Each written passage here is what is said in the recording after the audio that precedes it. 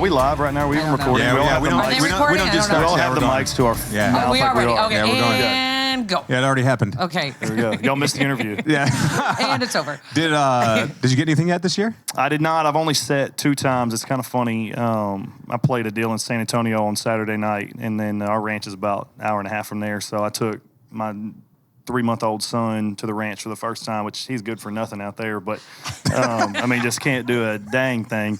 But my dad and stepmom, thank you, and my wife went with me, and we had a couple nights out there, and I set Sunday night and Monday morning.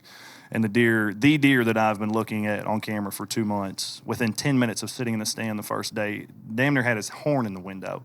What? Yeah, it was kind of crazy. That never happens. That never happens. I know. I didn't even shoot. I was like, it's too early. I don't even want to end it yet. So I'll go out and get him at some point. That's exactly what will happen, right? Yes, ma'am. You're like, wait all that never year, and happens. then 10 minutes into the Right. first sit, he's sitting there looking at you. But how funny of a problem to have. That's a good problem to have. But it was cool to see him up close, see him on the hoof, and kind of get a better picture of him and really kind of age him better. So. And he is like He's an old deer. He's 5 at least, probably 6 years old. Okay. So. It's time. When did you first start hunting as a kid? When I was itty bitty. I remember my dad wouldn't really let me go till I was probably 6 or 7. Probably because you could be quiet. Just now that I just took Major to the ranch, I'm like, oh yeah, he's not going for a while. But I remember being little bitty and just bawling, crying, screaming when they would leave to go to the ranch or go to the lease or bird hunting or whatever because I couldn't go. I wasn't old enough. Your heart's broken. You're like, but why was won't shattered. you take me? It was. And then that first time, do you remember that first time being with him? First bird hunt, I was probably, because we did a long time, a bunch of family friends of ours back home would do a father-son bird hunt annual deal during dove season. And I think that was probably one of the first ones I got to go on. I was probably 7. Yeah. So, I think I was shooting a BB gun, and my dad would make me go get the birds and make me think I shot them. So, I brought my son out in the deer blind last week. He's 5. And we weren't actually hunting. We just went to go sit and see. I'm sure that was eventful. I was like, I don't know if he's ready to see the actual hunt, see all that yet. I was like, 5 might be a little bit young. Well, I mean, you think about thousands of years ago. I mean, as soon as they could walk, they were cleaning them. That is true. So. That is true. Survival. We're all worried about now. We're like, oh, am I going to scar him for life? But you're like, it's good for him. This is good. This is a good thing. He got a hold of deer call though. He was being quiet for about 10 minutes maybe. I feel like this is your fault, by the way. A little buck was standing in front of us, and he grabbed the deer call. He started blowing on that thing. And good for him. Of course, though, but it sounds like flatulence. Farting. So he started cracking up, and he could not contain himself, and then neither could I.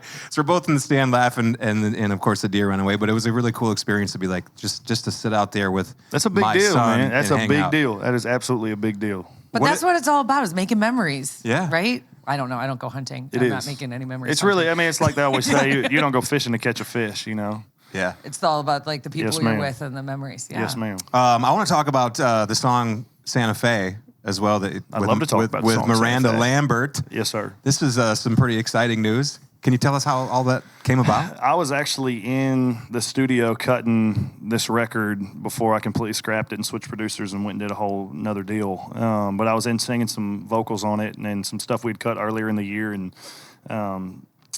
she had texted me and said, hey, if you want to sing this song with me, go ahead and take a listen to it.